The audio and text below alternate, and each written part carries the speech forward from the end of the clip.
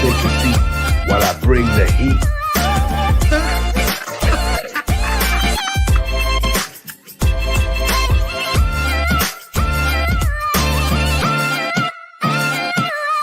I'm your host with the most. My name is Dizzy, and I'm definitely going to keep you busy.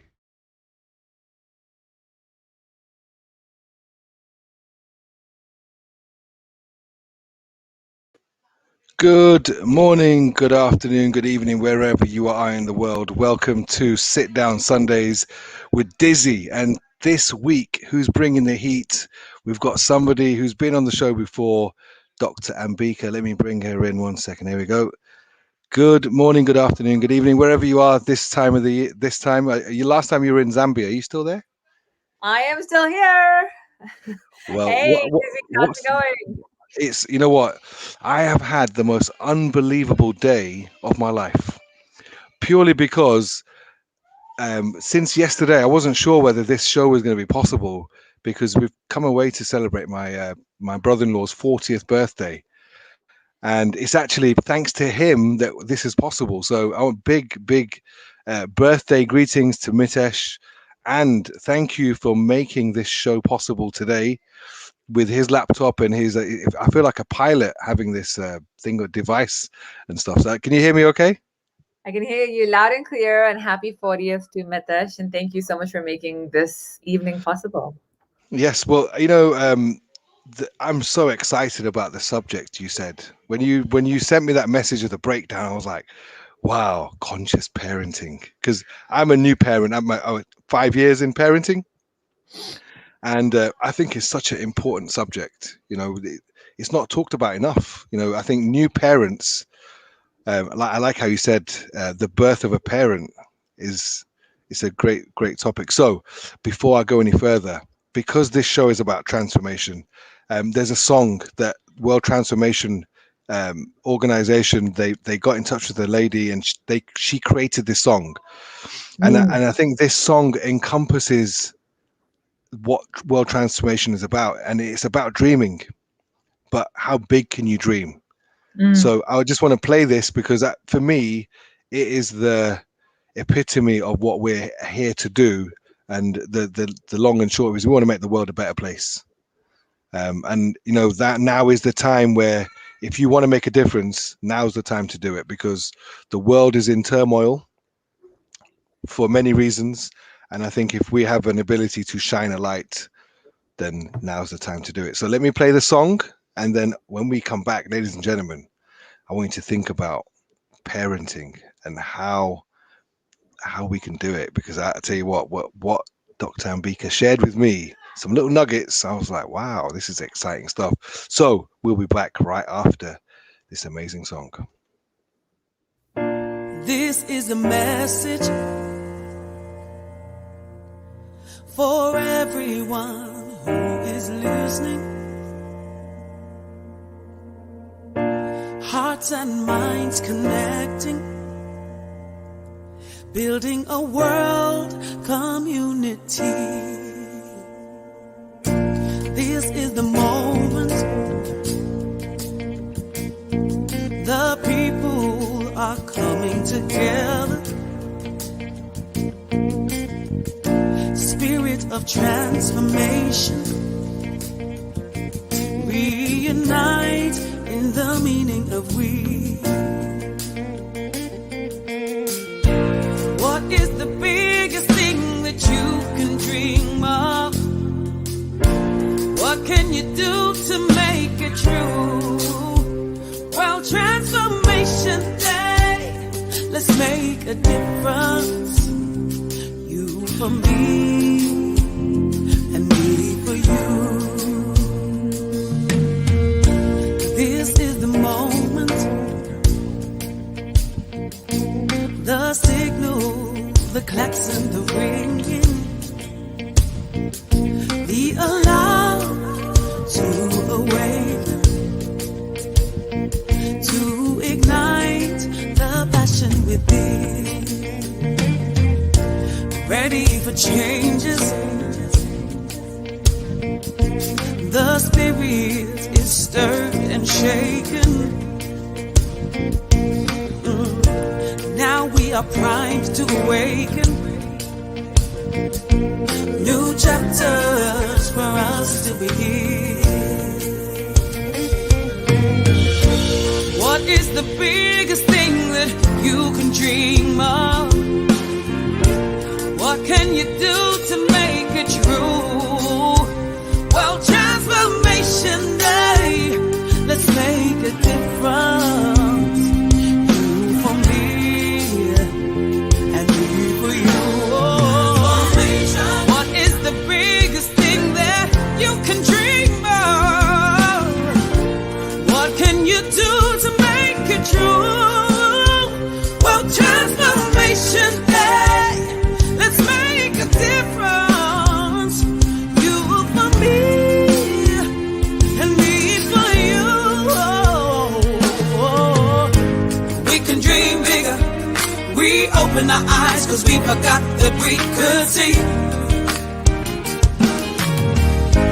We can dream better. We sing it aloud to be the best that we can be. Can be. Can be. What is the biggest thing that you can dream of? What can you do to make it true? Well, transformation day, let's make a difference. You for me, and me for you. Transformation. What is the biggest thing that you can dream of? What can you do to make it true? Well, transformation day, let's make a difference. You for me, and me for you.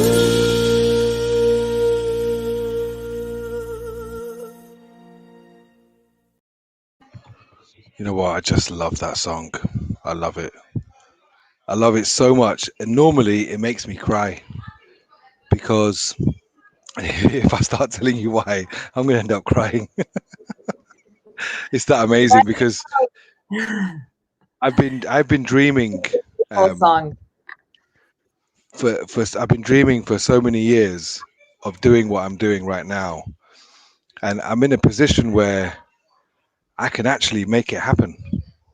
Mm. You know, and when it says, "How big do you dare of dreaming?" So the subject of parenting. So look, let me just tell the audience what you sent me, which was, I just love the subject. Why become a parent? Conscious conception, the birth of a parent, the beginning of letting go, and gift your kids the freedom to be, which is, I love that last one, to give your children just freedom to be, because who you can be in life is all there is.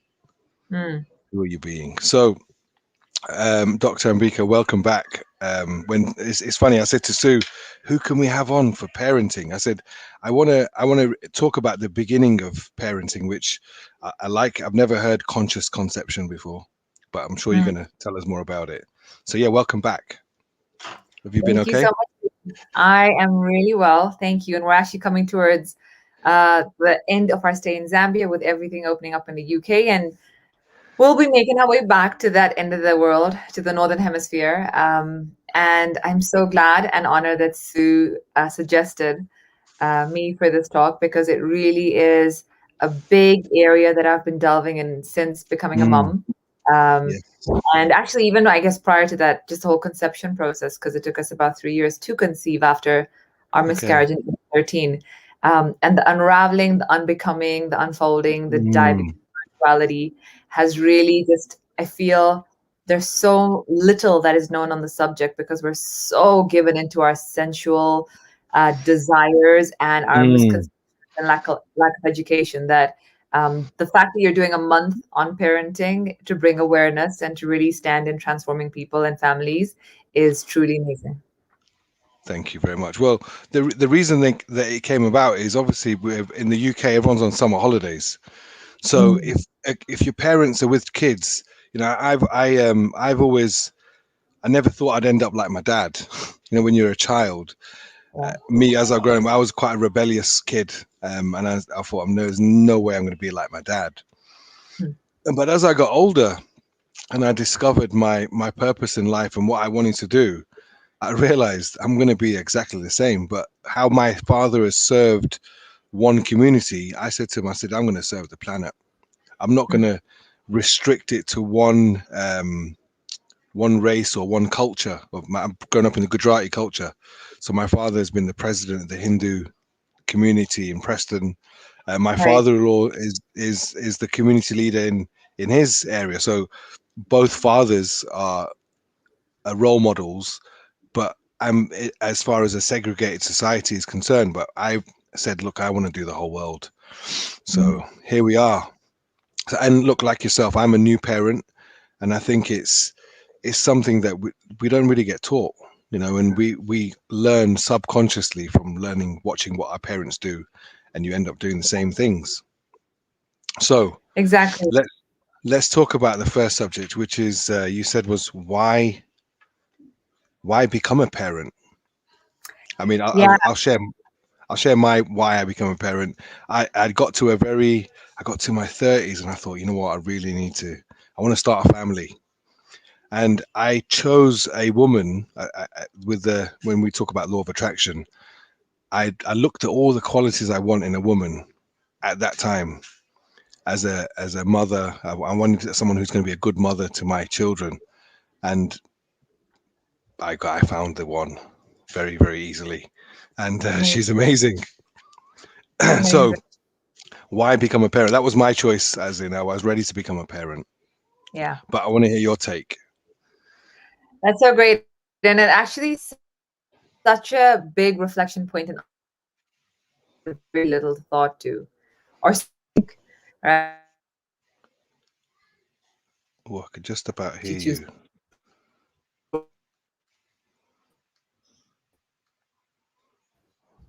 Hey, Dizzy, can you hear me? I can hear you now. Yes, I don't know if it's your internet or mine. Can you hear me? Yeah, I can hear you loud and clear. Can you hear me okay now?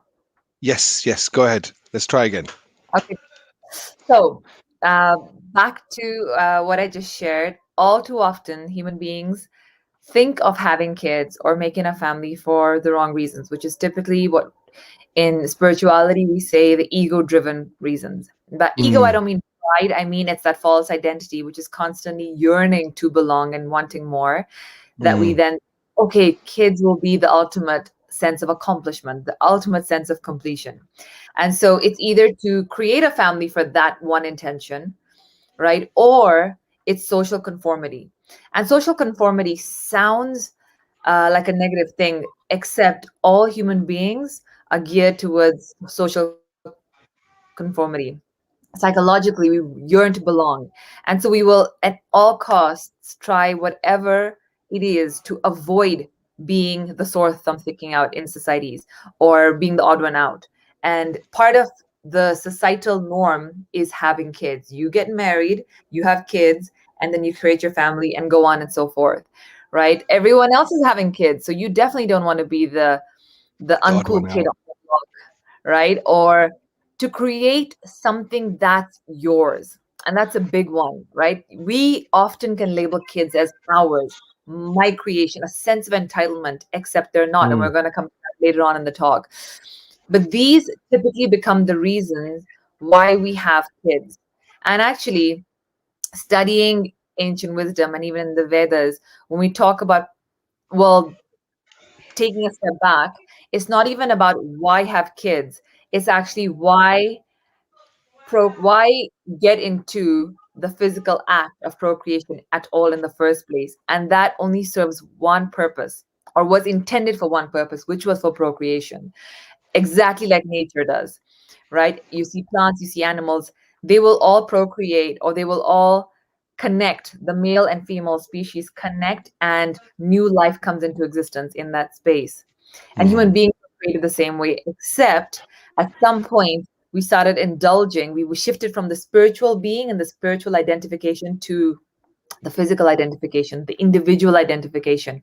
In that process, we started getting connected to our senses and started being more and more driven by our senses. And then the actual act of human beings connecting at the physical level became less so about a spiritual union to procreate and bring another soul into a life and simply for pleasure and fulfillment or desire.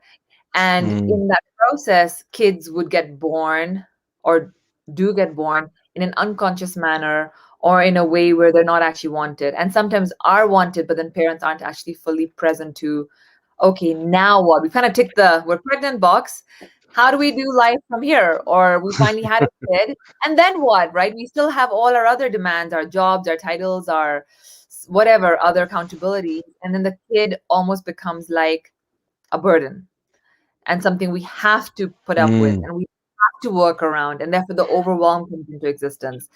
And so, all too often, we're simply looking to build or extend our family to tick boxes. And I'm not saying it's a bad thing because all of us do it, but it's really important to get that once you have that soul that's actually chosen you, right, and come into your lives through you, then you're the earth guardians. There's an accountability then. And it's not simply, all right, we've ticked the box, we've had a kid, and let's get back to how we used to do life. And all too often, I hear a lot of parents, particularly our generation, that may accommodate some of their lifestyle. And I know, of course, our lifestyles altered massively, but it's how we fit the kids in at times to meet everything else that we're doing versus this is now a 20-year project. And how do we put in whatever needs to be put in so that these individual beings, these souls, get to be the best version of themselves because they chose us as a parent? Yes, but it's funny you should say that. I remember when I met my wife for the second time online, that's another story for another show. But I remember mentioning to her that you choose your parents before you're born.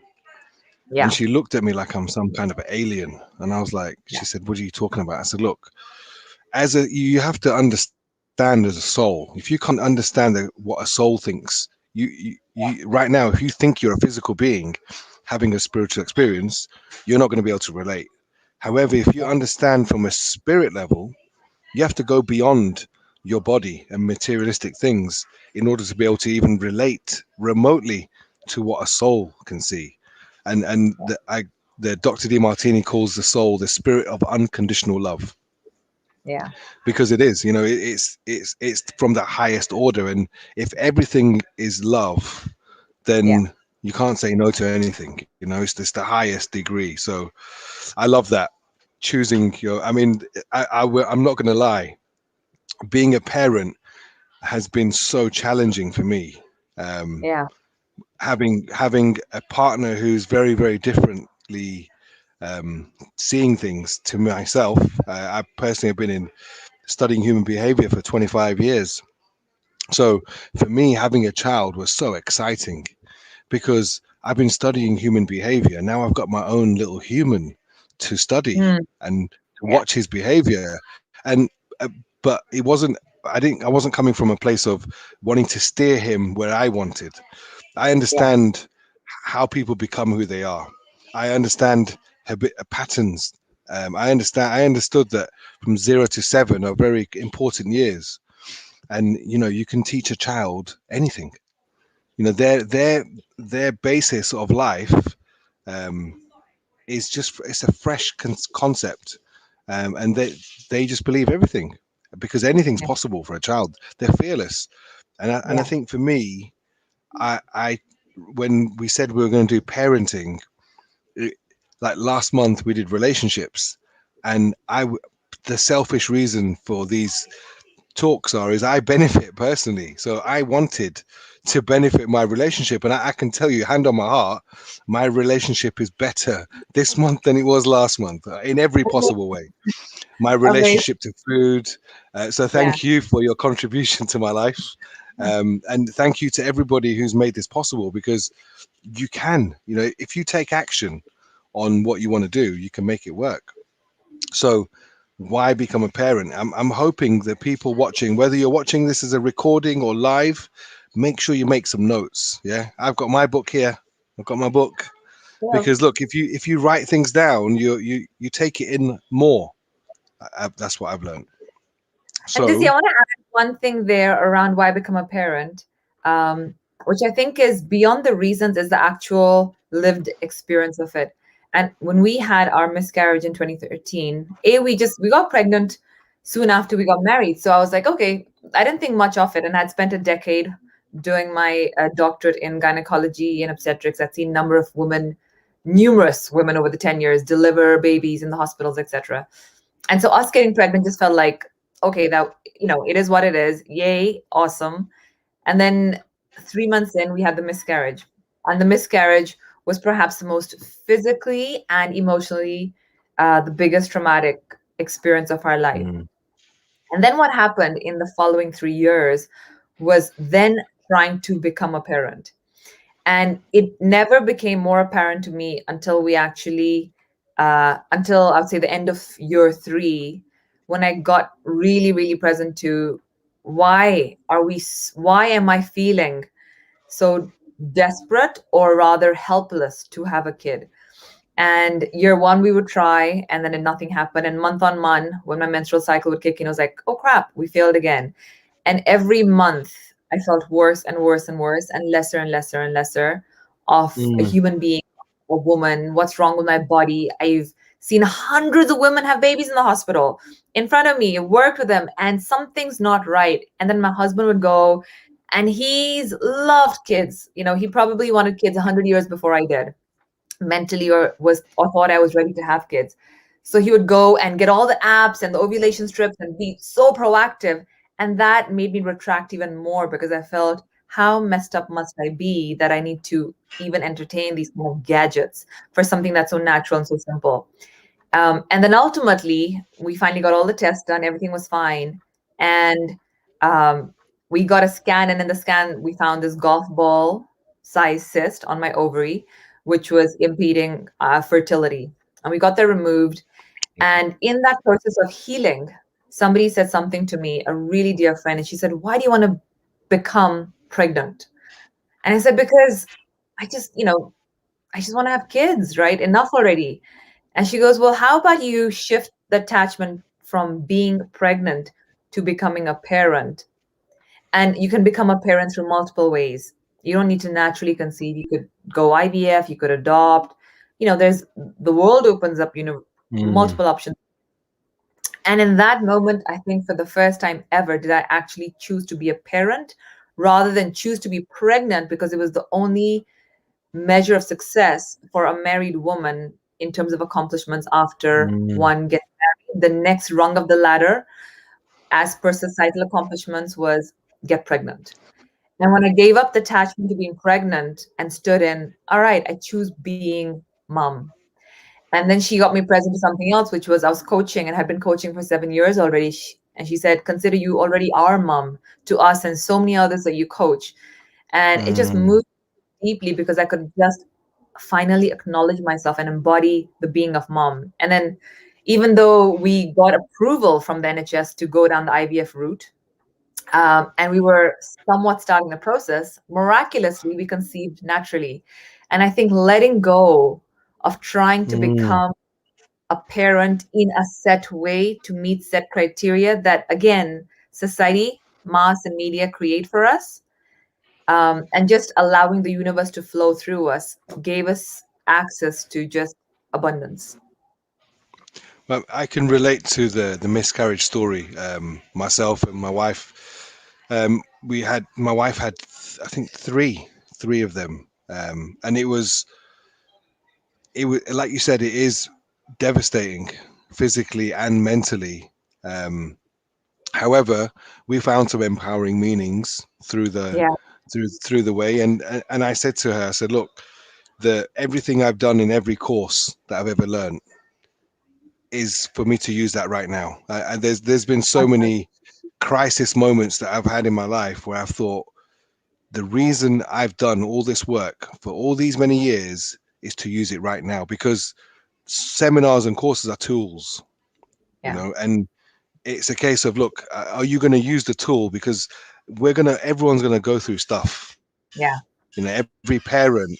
I've learned now when they tell me about when your child cries, I know there are 5 or 6 different cries of a baby before they can speak. So Yeah. I thought to myself, one of my mates, he said to me, "Oh, I taught my kids how to sign language before they could speak," and I was like, "That's really cool, man." Because the thing is, our parents may not have had access to the information we have, and kids being That's it. born, it's not a new thing. Yeah. So Mm. right now, you can learn what happens to a child from when they're Yeah. 0 to 3. What can they learn? Mm. What's going on in their brains? What senses come alive at what stage? I mean, that was something that really intrigued me, and it taught me so much. I mean, I've learned so much from my son already because he says things as he sees them. There's no, Mm. the story of the emperor with no clothes. You know that Yes. story. So Yeah. that's I basically, on the story. yeah.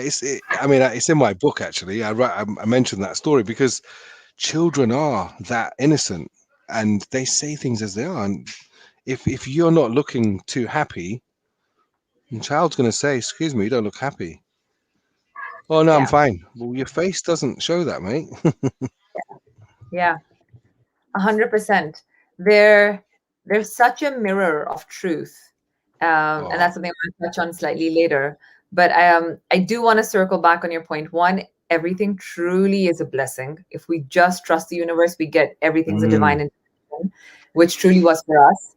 And the second bit, you talked about the souls choosing you, a yes. 100%, and something that is daily practice. The moment we wake up in the morning, I'll say to both kids, thank you for choosing us as your parents.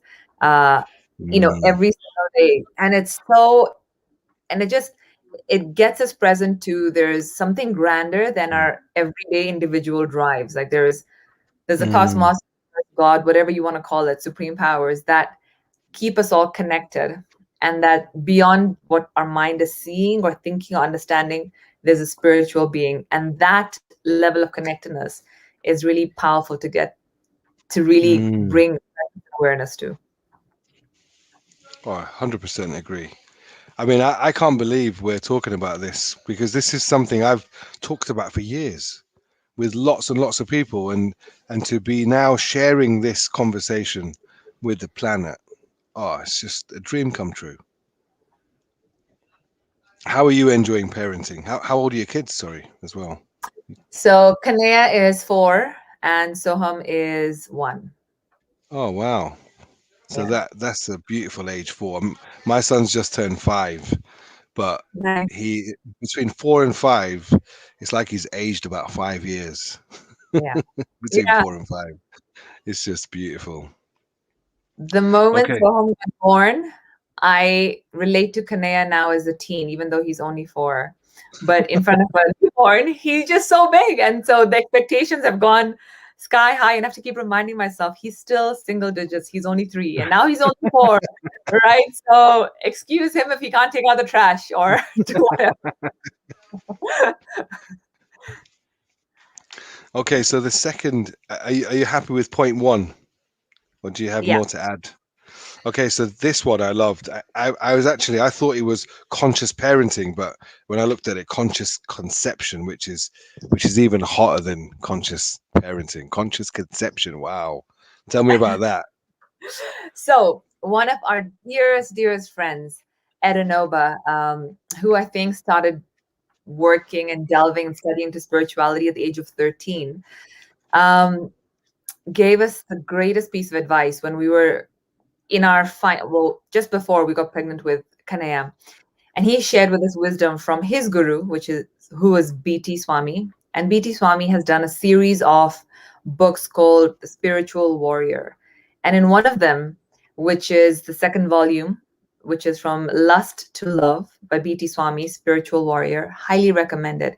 BT Swami talks about the actual act, the physical act of when you are co-creating or when you're looking to conceive has to be a mindset or create a mindset of it almost being a spiritual practice. So you're moving Mm, from the physical sensualization of it, and really bringing almost a spiritual practice into it, which is cleansing the mind, cleansing the body, and then even the thoughts, purifying the thoughts.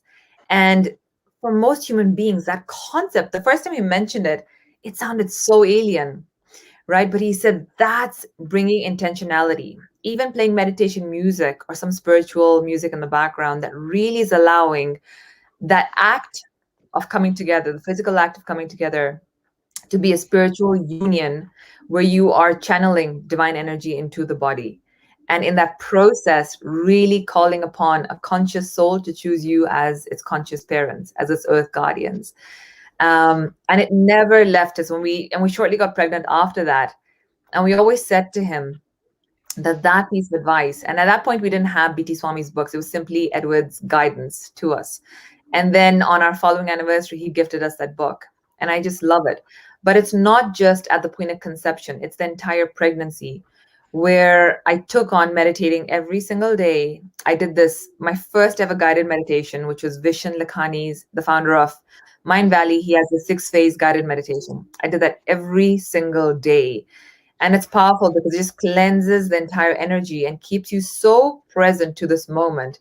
And the soul, people have it that, okay, the fetus is within you and you're not connected, but the fetus can hear absolutely everything that its mom can, at a spiritual level, at a physical level.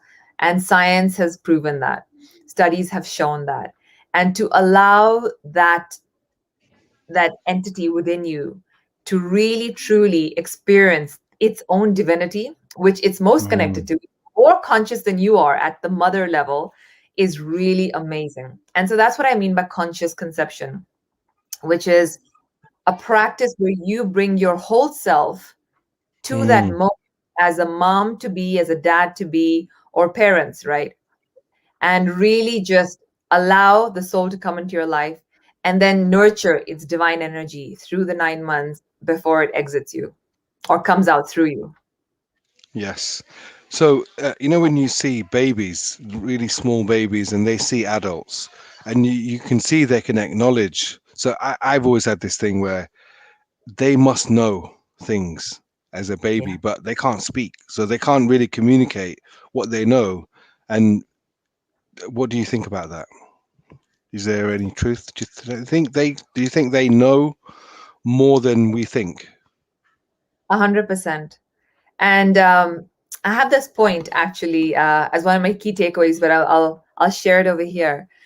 My experience with Kanea, our firstborn, was, and just to add some background context, unlike my husband, I was never clucky, right? My husband and his 2 brothers have babysat forever. They love kids. That was never me. Don't leave your kids with me. This is my pre-mom, pre-married life. Same here. When they were like 5 or 6 and they were cute and chubby enough to play with, I'd come up and be the favorite aunt. And then once I'm done with that hour, I'd kind of head back, right? Yeah. But these guys, my husband and family, love kids and would have sleepovers, etc. But that wasn't me. And so my engagement with our firstborn was its most intimate and the first of its kind with such a young being every waking and sleeping moment of my existence. And what I discovered there was everything is a creation. And what I mean by that is they get everything we communicate to them. Even before he could speak, he got it. So as an example, I was doing my first trip back home, my parents in New Zealand, and it's a 36-hour journey. And my husband was heading to Mount Kilimanjaro. He takes people up Mount Kilimanjaro every year. We do this Fit Banker Kilimanjaro Leadership Summit. And so I was like, okay, I'm going to head home and go there for 2 months. It was my first maternity leave and it was the tail end of it. And almost everybody said, oh, it's going to be a long journey. It's going to be tiring. It's going to be hell. You're going with a 9-month-old and that's numerous flights, numerous, journeys. And I was like, I heard them. And at the same time, I got that it's going to be a creation. And what I created with Kanea was, Kanea, this is going to be, he couldn't speak at that point, and I was still very clear that he got it. And so this is going to be adventure and fun. And Dizzy, I kid you not, those 36 hours were adventure and fun. That kid didn't cry. He slept. He hadn't even started crawling, right? He just slept. And then whoever was in our aisle, they became friends with us. They held him while I needed to go to the bathroom on those 14-hour leg journeys. And it was just miraculous. It was amazing. Really, truly, God, these souls, these young beings are geniuses. They're giants, right? And if we could relate to them as the most intelligent, wisest soul in the room, they will really show up that way. And if you treat them like children that don't know anything, they'll show up that way too, right? Whatever you say. 100%. I think that was truly maybe the parenting style for us, where kids were treated as innocent, naive, maybe dumb. What do they know, right? And then all these like fear factors were brought in for parenting. Like if you put your legs on, your shoes on the bed, a snake will bite you. I've been told that by relatives, right? Or whatever else it was. And then we kind of just believe it until you realize, okay, no snake's gonna bite me, and shoes are dirty, keep them off the bed. But there truly is a shift. And maybe this was how it was multiple generations ago. But truly relating to kids as just whole, complete beings that get every communication. And now I will communicate to Kane, our 4-year-old, that way. When we sleep, I'll say, I'm really sorry I got angry with you because I was just tired. My energy is depleted and I was getting so annoyed. And that communication doesn't work. And it's amazing because he's like, it's okay, Mom, I got it. And it's just brilliant to be able to relate to him that way versus he's a kid, it's okay. I would have the conversation with an adult, but maybe the kid won't get it, but they totally get it.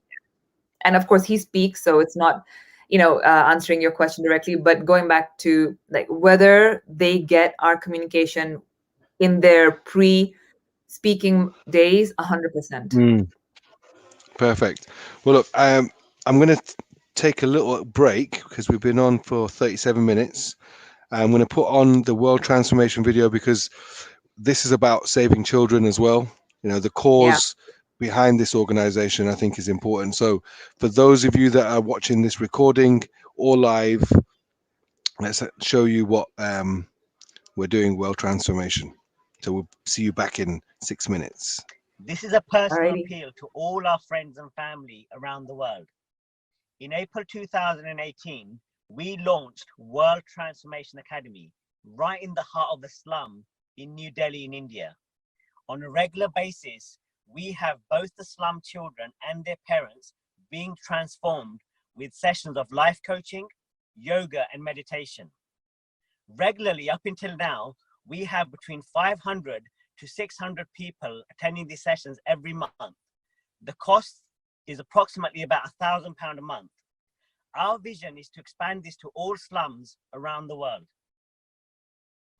So we've been able to do this work with the help of our generous sponsors. But what we'd like to do now is to continue and expand the work that we're doing, is to open the opportunity out to more people to get involved.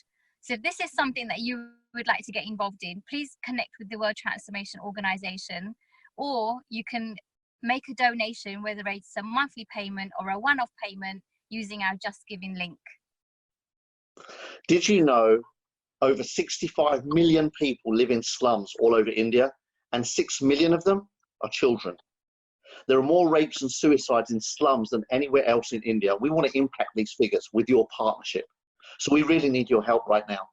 This is a personal appeal to all of those that love making a difference. We urge you to generously contribute to our cause through the Just Giving link, and watch the 6-minute video that follows this, just to get a real feel of the difference that your money will make. This is an amazing cause. We look forward to your partnership. I live in Kalkaji slum area, and I want to be an IPS officer. I want to stop the crimes and rapes for girls and these things. I want to change my sister's life. 17% of women experienced some form of physical violence in the past year. Individual factors related to the husband, like poor socioeconomic status, consumption of alcohol, extramarital relationships. Reported cases vary from domestic violence to brutal rapes, mental harassment to sexual violence. Many more cases go unreported. A woman is raped every 20 minutes in India, National Crime Records Bureau. I'd like to narrate a small incident that one of our volunteers narrated to me. She said that there was this young lady would come over for her 3 introductory sessions of meditation. And on the third day, when she had a one-on-one session with the trainer, she broke down completely and she said that, last night I wanted to commit suicide because my husband is a gambler, he doesn't work, and whatever money that I get home, he takes it all and spends it all in gambling, and there's no use of my life. My life has been a struggle, and her mother-in-law was so scared and petrified that she sat beside her throughout the night, scared that she would take that extreme step. And in the morning she got up, she got dressed, and she came for her meditation session. About 800,000 people commit suicide worldwide every year. Of these, 135,000, 17%, are residents of India, a nation with 17.5% of the world's population.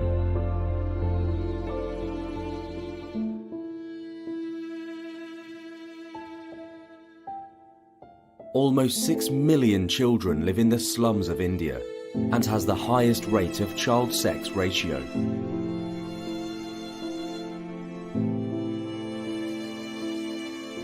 8.9% of the total victims of rape were girls under 14 years of age, while 16.1% were teenage girls 14 to 18 years.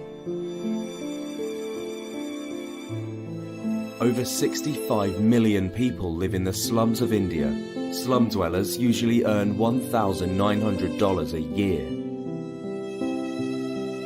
Young slum girls on their way to defecate in the open fields are abducted, raped, and at times hung from a tree, as in the case of the murder of 2 minor Dalit girls in Badon village near Delhi.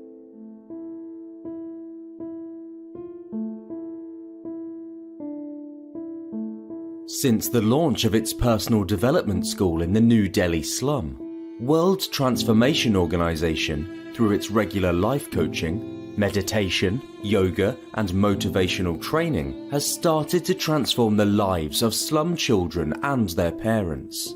For the first time in their lives, the slum community is being taught how to create dreams and goals, and have started their journey to realize them.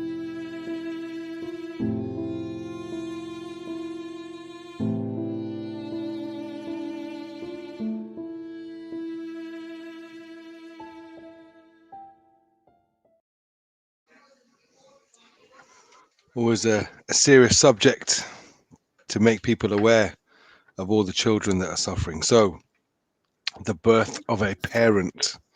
We've all heard the birth of a child, but that's the first time I've heard this. So tell us more, Dr. Ambika, the birth of a parent. So firstly, I just want to say I have my 1-year-old who's joining us. I'm just nursing him while I'm on this. So there's 2 of us now on this interview. And the birth of a parent is truly my experience of becoming a mom. And it was, I think, in my 8th month of pregnancy, just as I was heading off on maternity leave for the first time with Kanaya, I had this anxiety creeping in and building up, and I didn't quite know what it was. Work wasn't super stressful, but there was still something there. And until I got present to it, I realized it actually was the fear of letting go of all the labels and identities I had been working my whole life to gain and accomplish. So I wasn't going to be that coach anymore. I wasn't going to be that leader in the extracurricular programs I was doing. I wasn't going to be that business development expert at my work that had been working so long. Everything that Ambika had on her LinkedIn profile, all those labels and titles, were going to be put on pause for an entire year. And that was scary. That was daunting for me. And I spoke to one of the senior management members from the organization I was working in then, and she's a mom. Her kids were 25, and I just had to be really authentic and vulnerable and say, I'm feeling really confused and really unsettled about this. And I almost feel like if I take away all these titles, then I will be just mom. And I was so embarrassed to say that, but it's something we've been working for 3 years towards, and all of a sudden it occurred like just mom. And at the same time, I know my mom, and well, growing up in Zambia, the norm was to have full-time moms, and it was the biggest blessing ever to have a full-time mom. But for me, somehow it felt like I was giving up on everything else I'd worked hard towards. And the president of the organization, Carlisle Singer, just incredible woman, just shared with me very simply that the Ambika saying this is not going to be the Ambika who delivers a child, and it's not going to be the Ambika who comes back into the organization. So just be with it. And it truly was the best advice I got, because the moment Kanea was born, everything else in my life felt so insignificant. All those labels, all those titles that I'd spent a decade in building, none of them mattered anymore. And mom felt like the grandest badge of honor, or like a true, and I don't want to say a true win or like I accomplished something, because I didn't accomplish something. It was just a real blessing that we got chosen. And I felt like a true honor to, I'm privileged to have been given that accountability. And what followed in that, the subsequent 12 months of the maternity leave, was the unbecoming of everything Ambika was, and almost hitting the reset button to discover who I'm born to be, to discover what love truly is. And it was challenging year, really challenging. It wasn't during lockdown, unlike when Soham was born. So we had loads of people visiting us. And yet I've never felt more isolated and more afraid and more filled with, and consumed with fear. I would hear him just, make the slightest sound, and I'd run across our 2-bed apartment, fearing that something's happened to him. But he was simply just crawling, and my husband's next to him. But there was this fear of something will happen and we could lose him. And so, keep a watch over him like a hawk. And my husband witnessed me from going from this loving wife and playful, amazing wife to this tigress in the making. And he's like, you're starting to act like there's a cub to protect, but there isn't. You need to really relax. But it was just a whole new being surfacing. All of it was consumed in fear, right? The fear of what if something happens to him. And when I got to let go of that and just truly just get that, whatever lifeline each of us have come with is whatever we've come with. But choose this moment 100% as a creation, right? And then get every single thing this kid is doing, however he's showing, however he's being, is a mirror of my energy, of my way of being, was just mind-blowing. I got to meet so many ugly versions of me through that kid, when he would be restless at times, or anxious, or crying, and learn through just delving in. Radhanath Swami wrote these 2 books, The Journey Home and The Journey Within. And that first year, those became my crutches, true spiritual wisdom to just lean on. And then Dr. Shefali's Awakened Family. I did this Bhagavad Gita 18-month program, just really immersed myself in spirituality to understand this new identity of a parent being birthed and what it actually looked like. And it's an ongoing journey.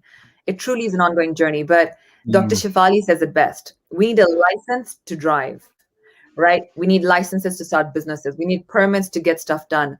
Why on earth don't we need a license to become a parent, where we need it the most? Because these souls are counting on us to guide them, are deeply reliant on us to not kind of stuff them with our opinions and our fears and our judgments and our limiting beliefs, but to almost keep them lit, because they're already lit. They're already whole and complete.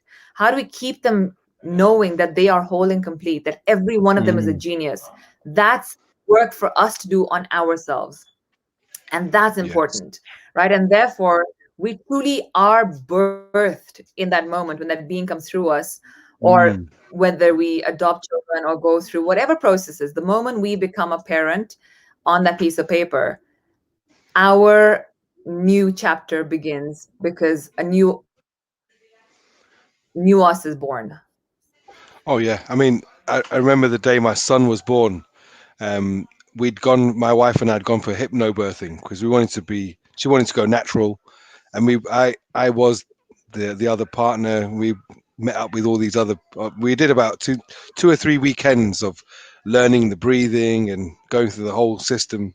And then my son, when he was ready to come into the world, decided he didn't want hypnobirthing.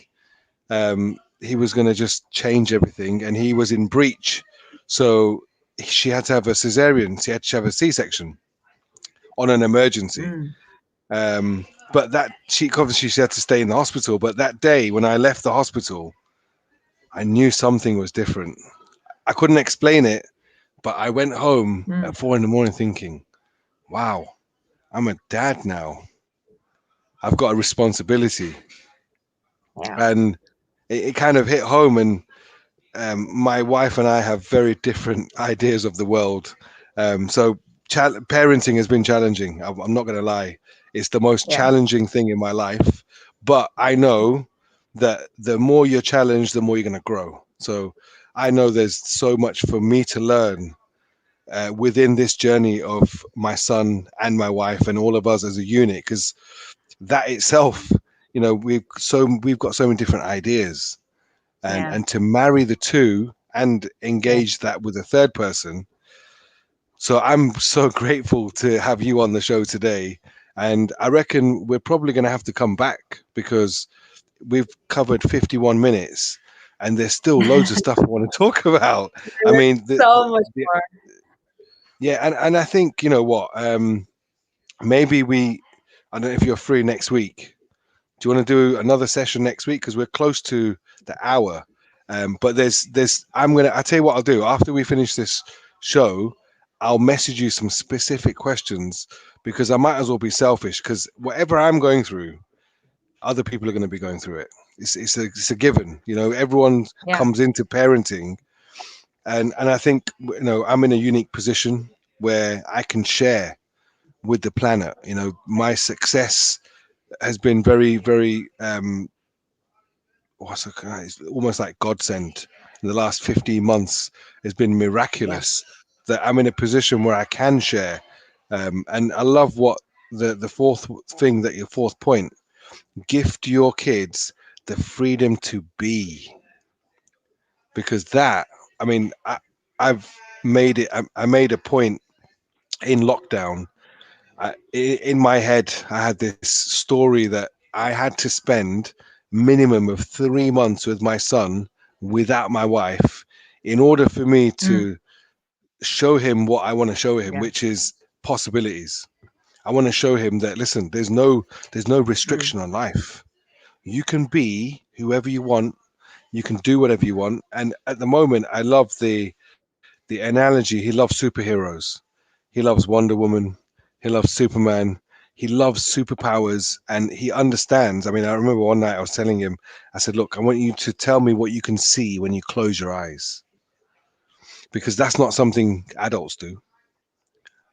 Close your eyes. What do you see? And he now can close his eyes and he can go places, because one thing I've learned as I've grown up and been to so many seminars, that the person who can see stuff is the one who's going to visualize it, because you can't be what you can't see. And that is such a skill. I thought to myself, I might as well teach my son that now, because he can learn anything.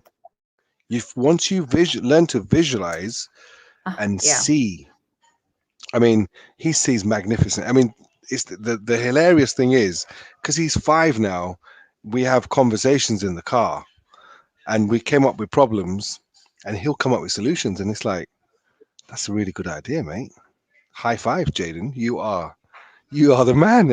And he believes it. And the thing is, with that young certainty of, actually, that they don't have a filter or any negative experiences to tarnish that thing. And it's just, I love it. I love it. He's my wit. Whenever I remember every Tuesday. Oh, so that was it. I was going to say, so the 3 months I wanted with my son, I got in lockdown, because my wife was working. He wasn't at school and I couldn't work. So I'm so grateful that 3 months, me and him hang out every single day. And we went out for walks in the park. And he's learned this where, and I used to do it. I will say good morning, good afternoon, where it doesn't matter where I see anybody. If you see me, I'm going to say hello to you, and I'm going to ask how you are, and naturally you're going to ask how I am, and I'm just going to tell you how good it is. And normally they were like, "Really?" And we're like, "Yeah, yeah."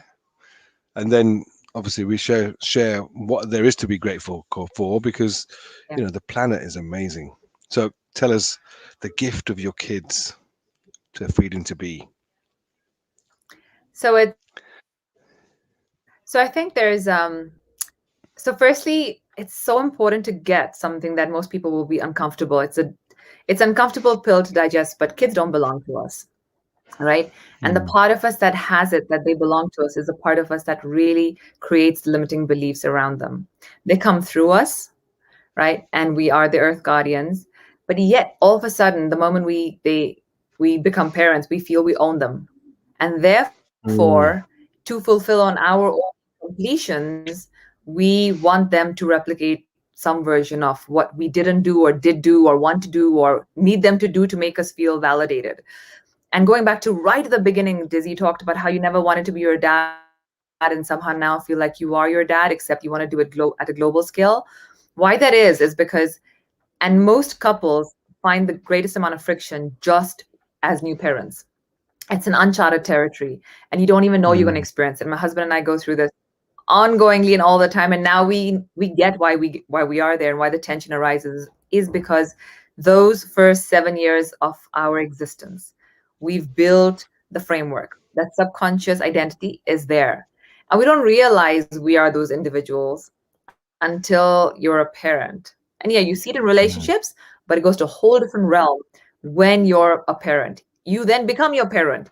You will fear the things your parents feared, or you will enjoy the things your parents enjoyed and amplify that and replicate that, etc. And it takes real conscious awakening, conscious practice, spiritual growth, learning to deviate from that so that you are on a path that allows that soul to be the best version of themselves, which is why conception has to be conscious. In the absence of that, we're just birthing unconscious beings, and then the world's in a state of political leaders arguing. It's purely because they're yearning belonging, they're yearning being seen, they're yearning love. And as a couple, when that tension arises, it's not doom and gloom. The good news is you simply just pause, creates mental and spiritual space to allow yourself to go within, to look at, why do I have the triggers? And all of a sudden, why does my husband occur like the craziest person? He wants to put in action cartoons, and I want to put Peppa Pig, which is truly an everyday conversation we have. Because in my mind, it's like, oh my God, that's gonna get the kid all like, crazy violent. And then he's like, Peppa Pig is like so soft, mushy, right? And so those fears, the conflict comes from fears, right? Inherent fears, and in there lies discovery. And so when you give kids the freedom to be, they just choose. Allow them to choose, allow them to be. My husband took my son up Mount Kilimanjaro, and he's the first 3-year-old to go to 4,000 meters. And I didn't say no when my husband asked me. He's like, I want to take Kanea. I said, okay, we'll go if Kanea says yes. And my husband's like, really? Do you think he even knows what Mount Kilimanjaro is? And I was like, sure, trust him. And part of me was hoping he would say, maybe no, but he said yes. And so we said, all right, let's do Mount Kilimanjaro. And truly, kids are just, there's the limitlessness to them.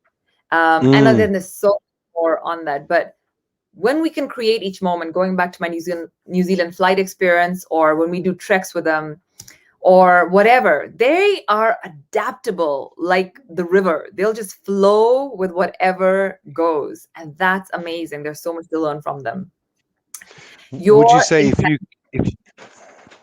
I was going to say, what if you create a needy child? Because just like they can be adaptable, you can make them dependable too, right? Because the way I see it, the programming at the beginning is up to you. Okay. Yeah. They come with, it's like getting a brand new computer and say, listen, this computer is going to do anything you tell it to do. Whatever you show it as, this is how life is, that's going to be the belief system, and that's going to be there. Their default setting is going to be there. And I think my anxiety came from knowing this and witnessing the programs going in and say, hey, Why are you putting that in there for? Yeah. What do you want that forever? Yeah. Because right now we can have whatever we want. It's Yeah. that such a unique time, and I think that was the thing I wanted to talk to you about, because as new parents, how can you give your child the perfect environment to thrive, Yeah. opposed to giving them limited beliefs? Because Yeah. if you as a parent have limited beliefs, the fear is to project them fears onto them when they don't have any fears. My son has no fear of dogs, yet my wife, Yeah. she's fully conscious of it, so she doesn't have any fear towards dogs when he's there. She Yeah. manages to contain herself just so it doesn't rub off on him, and he absolutely loves them. He's just Yeah. but I've taught him, I said, look, you have to ask permission. You can't just stroke anyone's dog. Whoever, if you see a dog and the owner says, excuse me, can I have permission to, is your dog friendly? Can I Yeah. stroke him? And so yeah, that's the stuff I want to talk about next week. So let's do a Q&A. I'd love to come back and we can book in one of the Sundays in this month and really look into answering all these questions. But I think the concern of creating a perfect environment, and therefore the fear of ever, God forbid, creating an imperfect situation, is a place I've been in a billion times. And it's just as toxic, because then we're resisting something. And when we resist something, it always shows up, right? Whatever we label our kids, whether needy, lazy, naughty, trouble, twos, whatever it is, they will just show up that way. And so we want to let go of needing to create any perfect environment and be in this moment, allow them to be and allow ourselves to be. And I think in there's a lot to discover and unpack. But let's leave that for the Q&As. Yes, definitely. Well, look, next week, I think I met a friend in Johannesburg one morning. Well, he became my friend over breakfast, and his name is Ken Brown. And his story, his parents had had 5 children before they were 20 years old. And this guy's story is amazing. And he said, look, there were times when my parents had to choose whether to send us to school or pay for gas and electric. And he said they chose to educate us because they said poverty may be with us, but poverty doesn't live inside of us. So for those of you that are listening, I have been in touch with my friend. So maybe Ken Brown will be on next week, and the following week we'll come back with Dr. Ambika, with some Q&A about bringing up your kids. And I mean, I will give you some hardcore questions that I go through myself. And if any of you watching this video have got questions for Doc, then we can have them from the following week. Perfect. Thank you so much, Dizzy. I love this because truly when I do these shows and talks, there's a part of me that has to go into the reflection, and really I get to embody, learn, and re-presence why we're doing what we're doing. And so also to put out there, I am far, far, far from a perfect parent, but very much on the journey of spirituality and growth, and would love to bring everybody along with us. Well, look, I want to acknowledge you for bringing your child onto the show, because I know so many people that would have said, oh, no, I've got a 9-month-old, so for that reason, I can't do this, I can't do that. But you've taken it in your stride. And is it a boy or a girl? This is Soham, your child? And we co-lead. This is it's a boy, Soham, and we co-lead many webinars. So if you're doing any of our programs, this is a very common site where he will come, be fed, fall asleep as mom wraps up her webinars. And this is just how we do it. Well, I think it's an example of what's possible, and that's all we can do. So some action steps for people that have watched here today. What can we give them as homework? Number 1, start listening to the words you're using with your kids. All too often, sadly, we are our kids' biggest critics. Parents truly are often their biggest bullies, or their first experience of being bullied. And science and studies have shown that. So how do you shift that and start becoming the biggest champion? Start using words that speak to their greatness. Step number 1, right? I cannot emphasize that enough. Be their biggest champion, like they are your best mate ever, right? Yeah. In a day, find something to acknowledge them for. Number two, if you have stepped out of line, done something that is hurtful, be humble enough to apologize. Respect is not something that's one directional, child to parent. Respect comes human being to human them that you are humble enough to ask for forgiveness. They learn to do the same. So number two, be humble enough to ask for forgiveness when you have acted in a way that doesn't honor your authentic, loving self. And number three is create moments, right? Like really, we're going out for a trek and it's going to be awesome. We're going for a walk. It's going to be great. We're going to drive to school and we're going to make it fun, whatever. Like create the moment and live into it rather than dread it, rather than resist it, rather than do it mechanically like a robot because you're so caught up in your routine. Be present and create magic and miracles in every moment. Wonderful. Dr. That's it. Ambika Sampat, it's always been a pleasure to have you on the show. And I'm loving what we're doing today with parenting. So Thank you people that have been on the call today. Oh, we've got some more people. Oh, we've got quite a few. Oh, is this someone you know? Jag Kumari? And I think this is somebody. An amazing mom, an absolutely amazing mom who is having her daughter be one of a kind. And if you haven't had, you should do a duo with Jag and her daughter Dia. Dia was the youngest British Indian that did Mount Kilimanjaro with us, girl, at the age of 9. And Jag is her epic mom who takes her beyond leaps and bounds. So that's somebody I would love for you to bring on as a mom and daughter duo. And Dia's 11 now. Wow. But truly incredible mom. Well, we can definitely organize that. So thank you again for contributing to this show. And thank you to everyone watching. Have a great life, and we'll see you back next week.